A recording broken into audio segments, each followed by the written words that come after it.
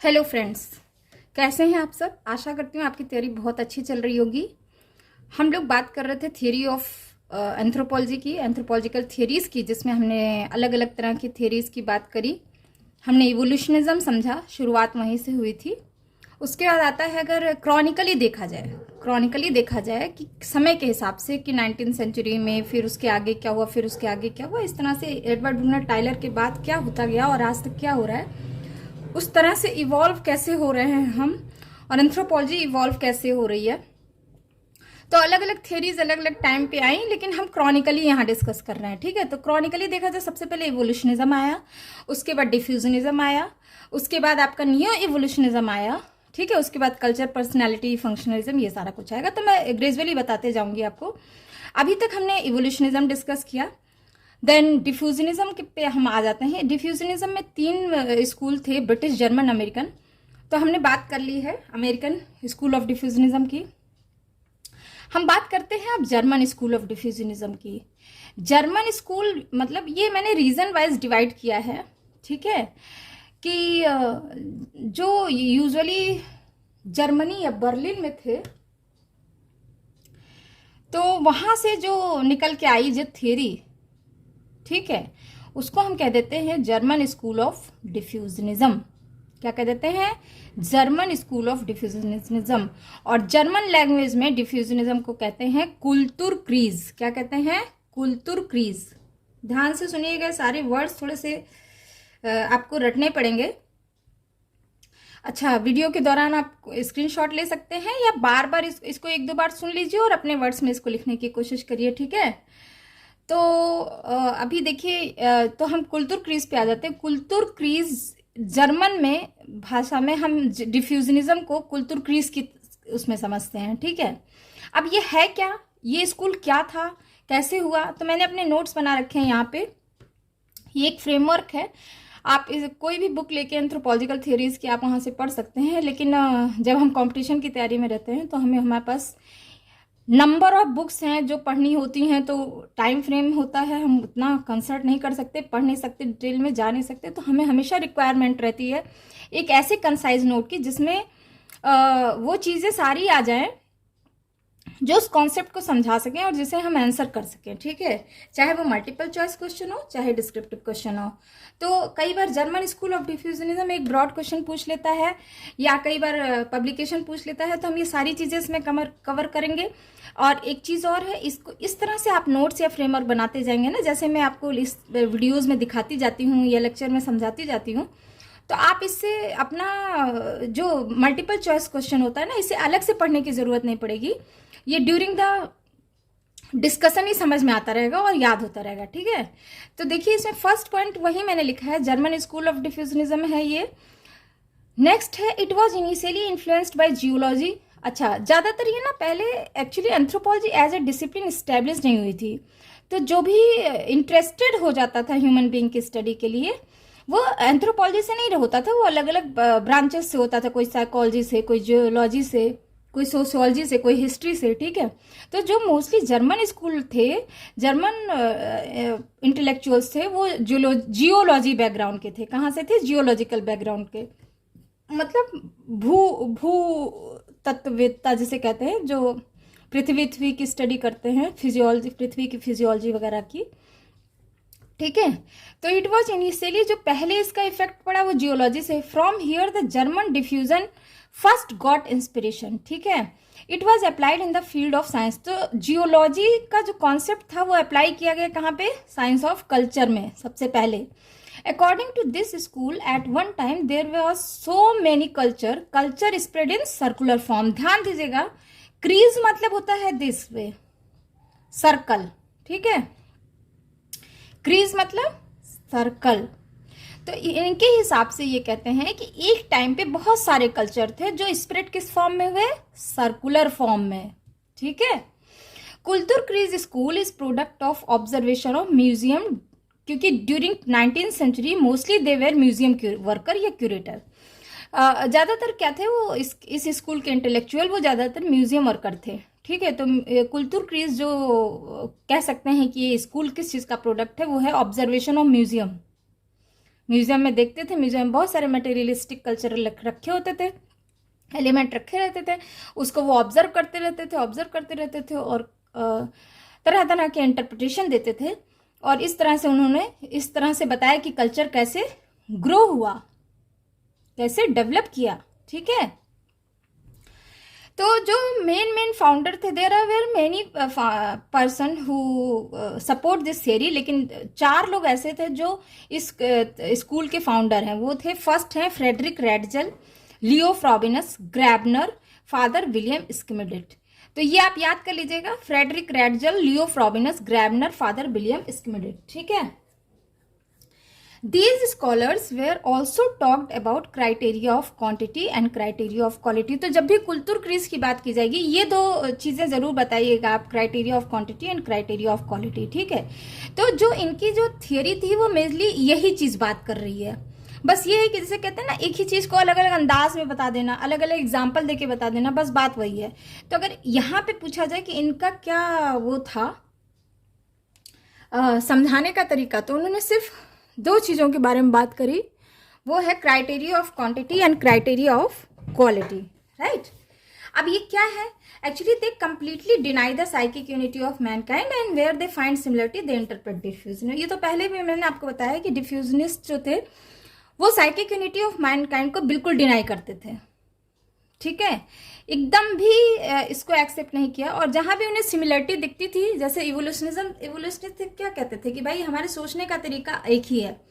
ठीक है, इसलिए हम चाहे अफ्रीका में हो या अमेरिका में, इंडिया में, अगर हमारे साथ कोई सिमिलर सर्कमस्टेंसेस है तो सिमिलर सोचेंगे।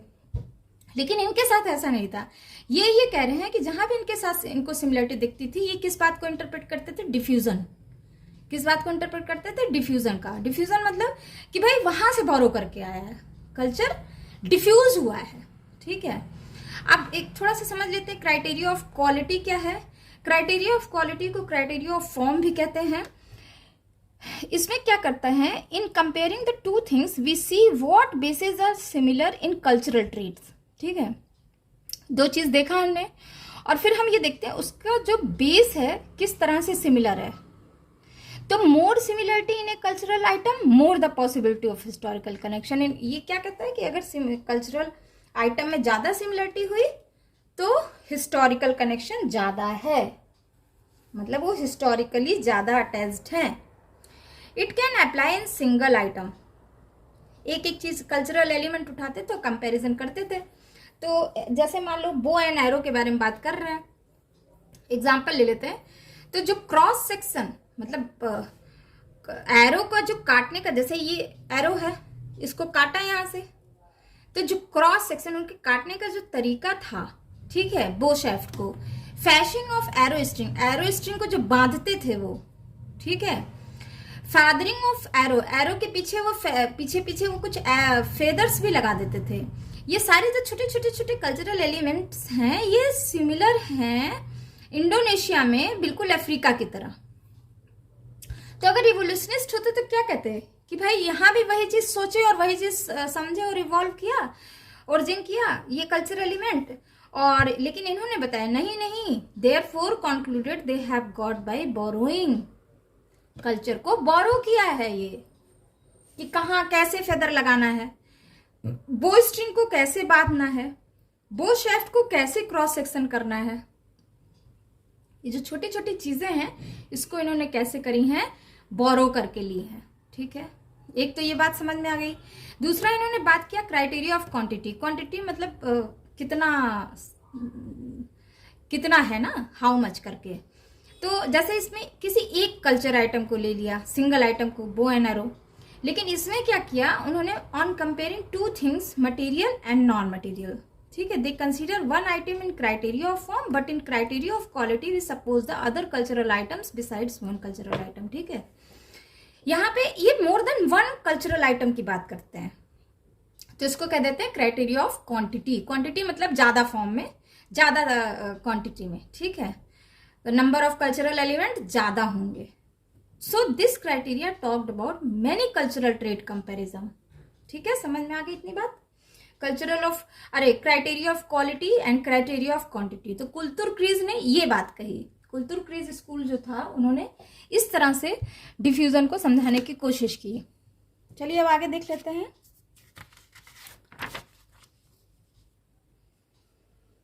तो जो फर्स्ट स्कॉलर थे वो थे फ्रेडरिक रैटजेल। तो बस उसी तरह हम फ्रेमवर्क बना के चलते जाएंगे जैसे मैंने पहले वीडियोस में बताए हैं, पहले क्लासेस में, कि पहले उनका पब्लिकेशन लिखते हैं। भाई किसी को किस तरह से जानते हैं, उनके पब्लिकेशन से।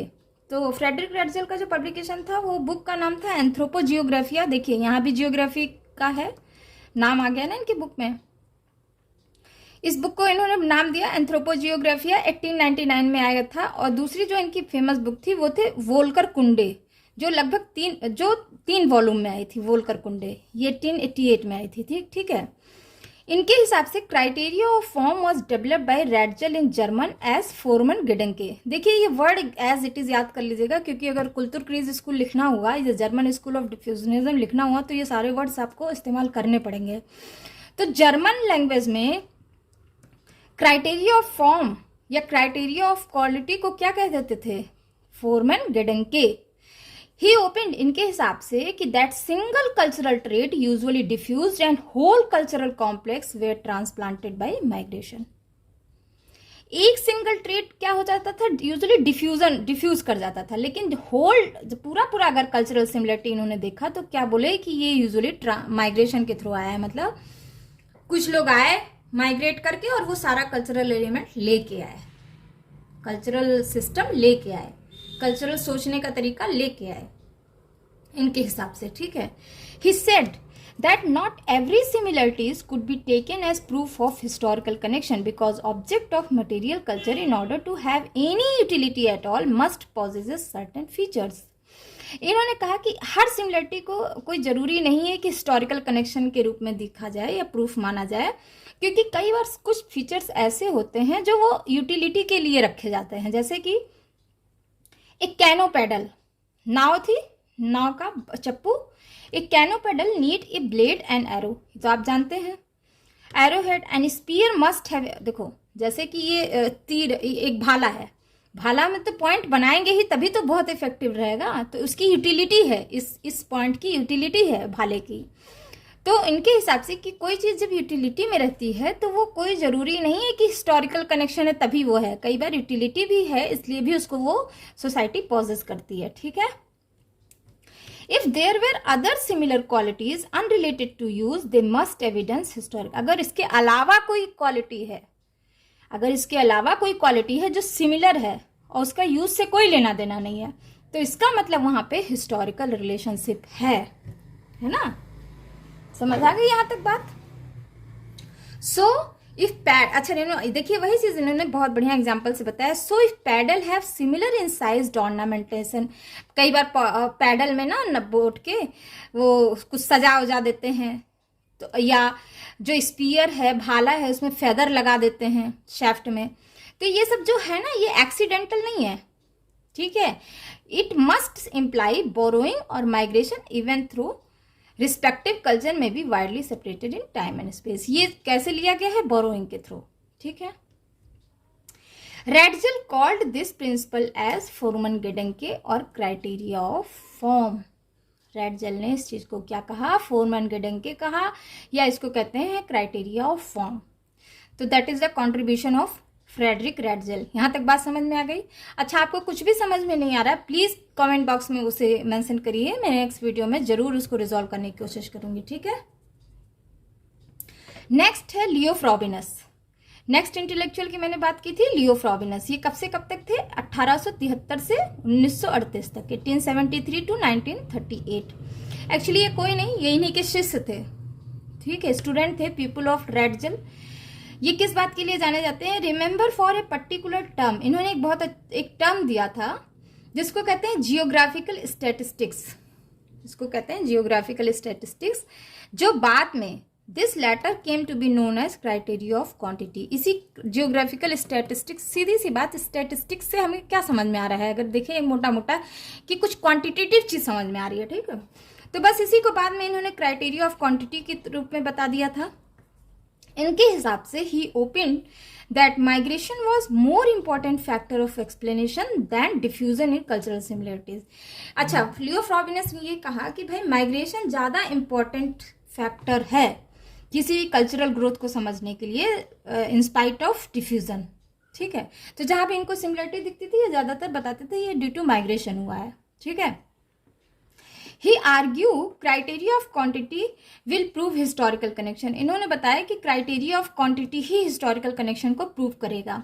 Whole culture complex transplanted to another, जैसे त्रिनाद और त्रिनील का एग्जाम्पल देते हुए बताया कि पूरा पूरा कल्चर कॉम्प्लेक्स ही माइग्रेट करके चला गया दूसरी जगह पे।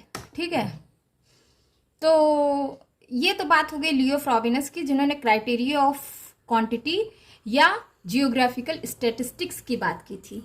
ठीक है, यहां तक समझ में आ गया। तो नेक्स्ट स्कॉलर की बात कर लेते हैं, फ्रिट्ज ग्रैबनर। बहुत इंपॉर्टेंट पर्सन है ये भी, जर्मन स्कूल के, और ओरिजिनली ये म्यूजियम क्यूरेटर थे जर्मनी में। तो आप देख रहे हैं मोस्टली म्यूजियम में ही काम करने वाले लोग हैं। इनकी फेमस बुक थी मेथड डर एथनोलॉजी। मेथड डर एथनोलॉजी याद कर लीजिएगा, जिसे बाद में रेडजल ने क्राइटेरिया ऑफ फॉर्म और फ्रॉबिनस ने जियोग्राफिकल स्टैटिस्टिक्स की को ही, एक्चुअली इन्होंने कुछ नहीं किया फ्रिट्ज ग्रैबनर ने, यही जो लियो फ्रॉबिनस और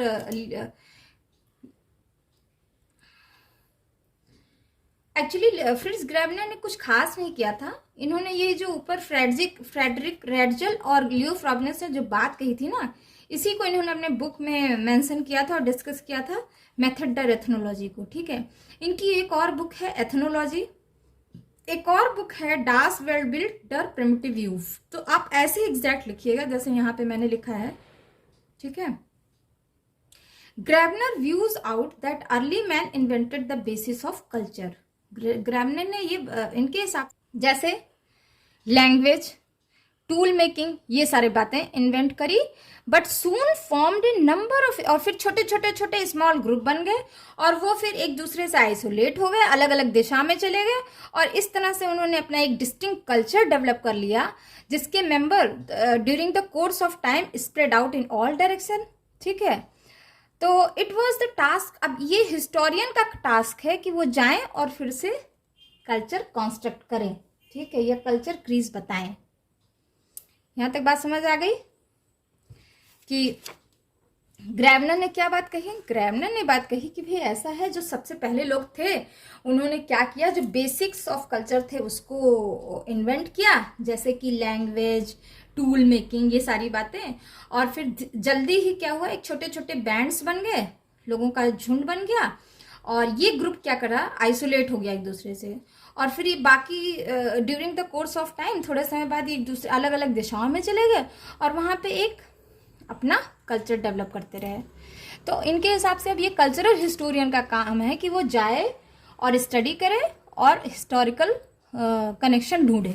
ठीक है, Graebner attempted to study kultur kreise of Oceania, a group of island in western Pacific, and recognize 6 main creases.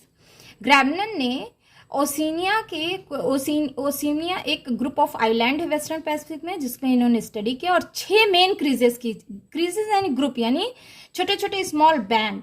समझ आ रही है बात। इनके हिसाब से ये पूरे जो है ग्रुप को 6 भागों में बांट दिए थे, 6 ग्रुप बन चुके थे। Tasmanian culture, old Australian culture, totemic, moiety complex, Melanesian bow culture and Polynesian culture. तो ये याद कर लीजिएगा कि 6 मेन क्रीजेस में ग्रैबनर ने बांटा था। एक तो Tasmanian culture, old Australian culture, totemic, moiety complex, Melanesian bow culture, Polynesian culture. ठीक है, तो ये तो हो गए फ्रिट्ज ग्रैबनर। अब आते हैं फादर विलियम स्किमिड के, समझते हैं ये क्या थे। ये इन्होंने क्या बात कही, इनको कहते हैं वियना स्कूल ऑफ डिफ्यूजनिज्म। ठीक है, इनको क्या कहते हैं, Vienna school of diffusionism. He was agree from both criteria of quantity and criteria of quality, ये दोनों से ही सहमत थे।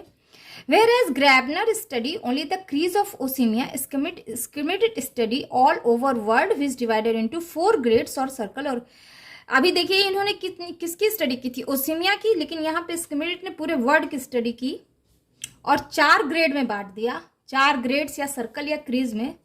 पहला है प्रिमिटिव क्रीज या प्रिमिटिव ग्रेड, प्राइमरी क्रीज या प्राइमरी ग्रेड, सेकेंडरी क्रीज या सेकेंडरी ग्रेड, टर्सियरी क्रीड या टर्सियरी ग्रेड, राइट।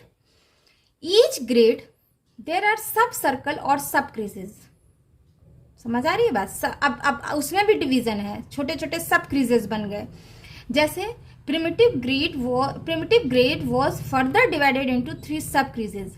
पहला सेंट्रल और exogamous kreis corresponding to pygmy, अच्छा इसमें इन्होंने pygmy of Asia and Africa को रखा है, जो distinguished by exogamous hordes and monogamous family, ठीक है।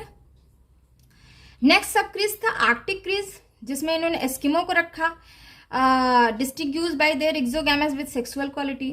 थर्ड था antarctic kreis, south eastern Australia, bushman, Tasmania, distinguish by exogamous with sex totem, ठीक है। यहाँ तक समझ में आ गया। इन्होंने पहले तो ये प्राइमरी ग्रेड को इन्होंने 3 भागों में बांट दिया, जिसमें सेंट्रल एक्सोगैमस क्रीज, आर्कटिक क्रीज और अंटार्कटिक क्रीज, ये तो हो गया।